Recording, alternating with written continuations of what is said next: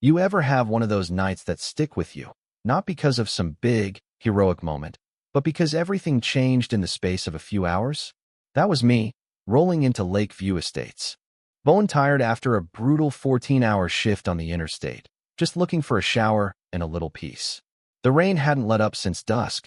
My jacket still reeked of gasoline and burned rubber from a wreck I'd just worked. One fatality, two sedans twisted up like foil.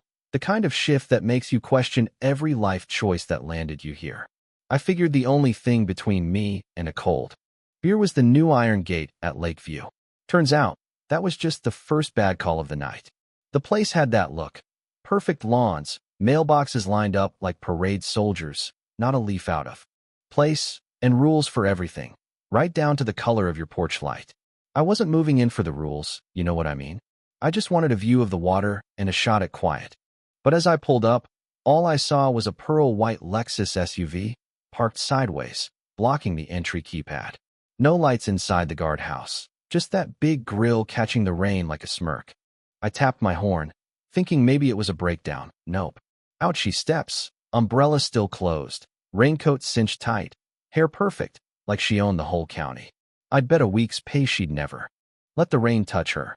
I rolled my window down halfway, asked if she needed help.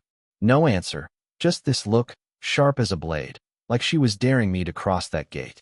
She slid back in, slammed her door, floored it, and bang, her bumper clipped my truck's brush guard. The whole cab shuddered. I put it in park, cut the engine. Next thing I know, she's marching toward me in heels, barking loud enough to wake the dead, accusing me of ramming her. "You outsiders think you own the place," she shouted. Honestly, I'd seen that posture before. People who need the whole block to know they're in charge. I let her rant, didn't say much. Sometimes the best move is to let folks dig their own hole. She yanked out her phone and went live on the HOA page, making a show for the neighborhood. Porch lights started popping on. Then, as if she'd rehearsed it, she called out two names. Derek and Carl, her muscle. They showed up from the shadows, big guys, flashlights swinging like clubs. That's when I slid a hand near my body cam, just in case. She introduced herself. Veronica Kane, HOA president and apparently judge, jury, and executioner around here. You'll pay for the damage and move that heap off our property by morning. Her tone was ice.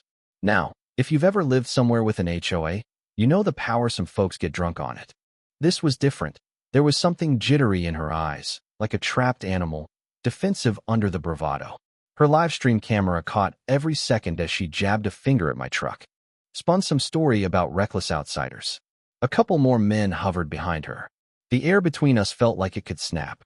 "He rammed me, tried to intimidate me," she said to her online audience.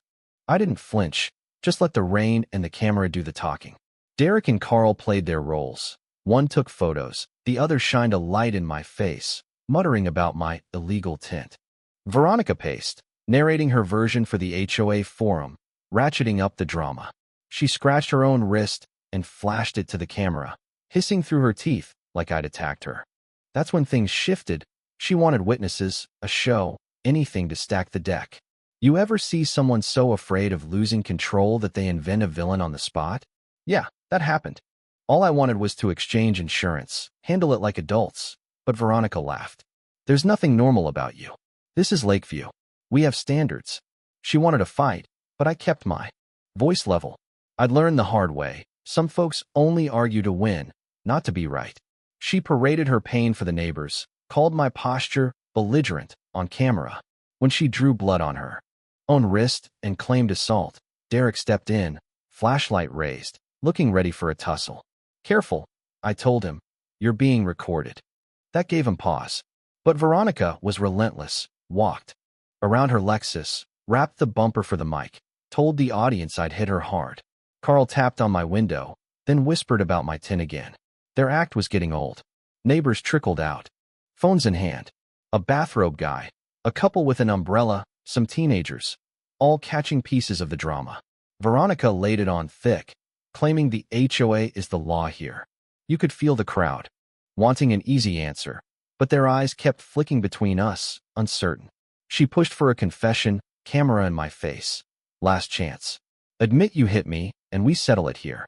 I just let out a breath. Do what you need to do. That shook her a bit. I slid through the gate as soon as the road cleared, her Lexus and henchmen circling behind me like a bad dream. The neighborhood looked peaceful, mailboxes neat, lamplight amber under the fog. But it felt like a movie set after everyone's gone home, all tension and no warmth. That night, as I unpacked in my empty house, a note slid under the door. I saw what she did. I recorded it. Be careful. They don't like strangers. CB. Chloe Bennett, the neighbor girl I'd seen in the flower bed. Not everyone here was on the HOA's leash. Morning came with a fine taped to my mailbox. $250 for unapproved vehicle. My truck, the only one I owned. And a new scratch along the side, high enough someone had to mean it. I filed a report out of habit, then checked the HOA forum. Veronica had posted about my disturbing altercation, attached a blurry photo of my bumper, not a word about her live stream or her own. Roll. The comments section was a parade of thank yous and emoji applause. Public shaming, wrapped in fake community pride. Then came the setups, trash dumped in my yard, another post blaming newcomers for litter. The script was clear. Make me the scapegoat, isolate me, pile on the pressure until I broke or moved out. I responded by planting a pinhole camera in the birdhouse. Another near the mailbox. You want a show? I'll give you a show, with an audience that matters. Dusk fell, and Veronica did her slow patrol, eyes lingering on the driveway.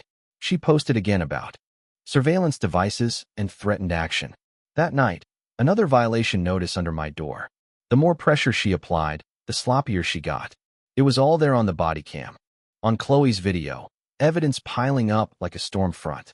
The next day, Chloe left another note, asking me to meet her by the lake bench after dark.